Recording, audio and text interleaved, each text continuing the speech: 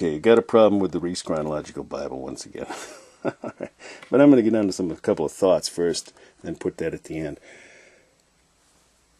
Here's something really neat, and it brings back another thing I wanted to say about the Transfiguration that I didn't in a thoughts video there. So I'm going to back up again and talk about the Transfiguration.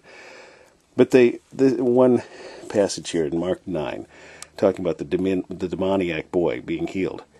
It's also in Matthew 17. And as we read a part of Luke 9, then it ended oddly, which we'll get to that. But in the Mark 9 portion, it tells that they thought he was dead. The Spirit cried out and ran, sword and came out of him, and he was as one dead, insomuch that many said, "He is dead." And then this part here reminded me of the Transfiguration moment again. But Jesus took him by the hand and lifted him up, and he arose. What a great, great little verse. Once again, going back to the Transfiguration. When the disciples were scared because of the voice of God coming out in the cloud. I love this part here. Of the three passages, this is my favorite. Matthew 17. And when the disciples heard it, they fell on their face and were sore afraid.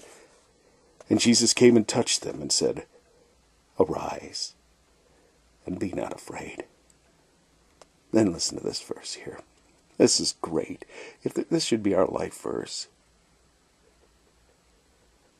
It says in Psalms, "I will lift up mine eyes unto the hills, from whence cometh my help.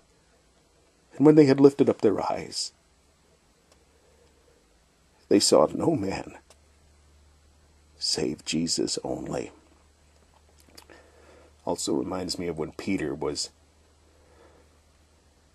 sinking in the sea, when Jesus said, "Lord," he said, "Lord, if it be thou, bid me to come unto thee." He said, "Come." Peter came out, took his eyes off Christ, started to sink. He said, "Lord, save me, I perish." And Jesus reached out his hand and pulled Peter up.